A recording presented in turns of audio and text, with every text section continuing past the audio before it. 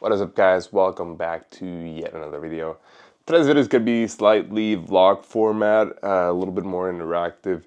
Today we're going to be building our band, Sonic View. It's a new band. We've got 2 songs out there. It's really cool. Kind of like grungy 90s rock. But today we're going to be building our live IEM rig, and we've already had an iteration of this board, and so I'm going to be showing you guys what we currently have going on, and basically what we got to finish building the rig. And then JJ, my buddy and bandmate, is going to be coming over, and we're going to be finishing up the build. So it's going to be really fun.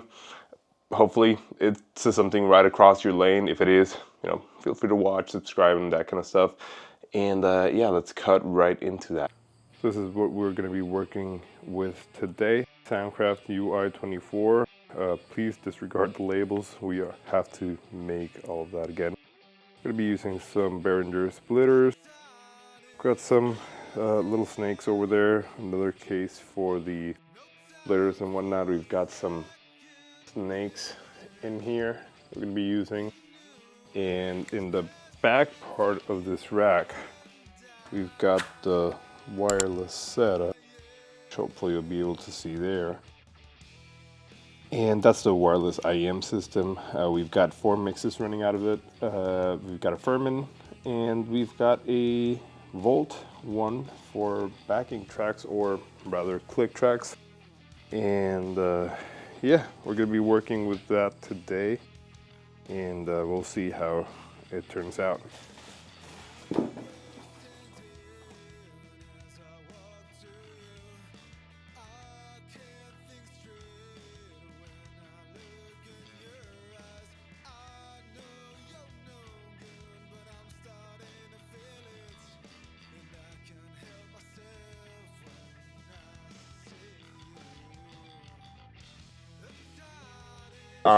There we go. So okay, so this is JJ. What's up? We are connecting XLR snakes for our splitting rig, so that we've got a feed going to our own mixer for in-ear monitors, and then we've got a feed going to front of house for the audience. So we're just gonna put these in one by one. There's 3. And then so all of that is going to be either going into the Soundcraft or into front of house. Yep.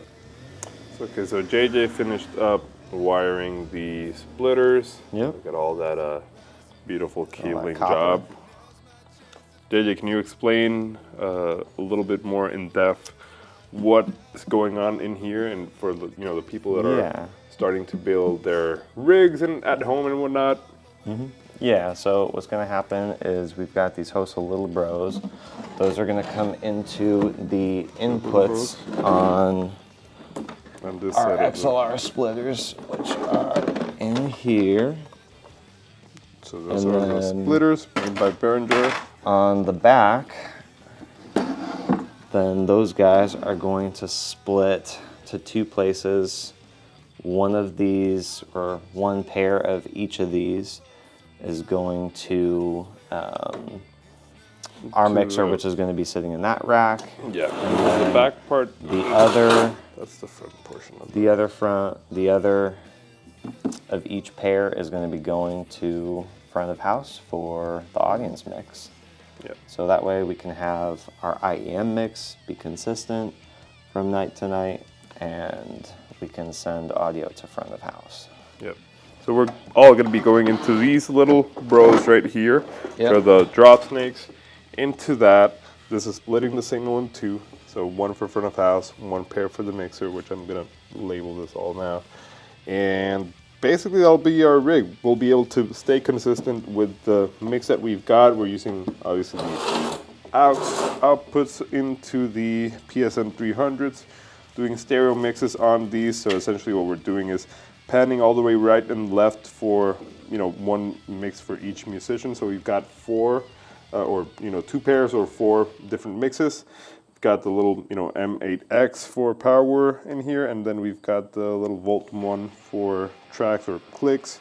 And yeah, that's pretty much the rig and how it's going to be working with our band. So this is what it looks with everything plugged in. That's the Hydra. I think color coded right here, which is really nice. Yep. And little bros going into there. XLR splitters coming out of there. One going into our mixer. The other half is still stashed back there, and that's going to go to the front of house. Yeah. So it's kind of like how you would go about setting that up. You can do this all with any mixer that's rack mountable, right?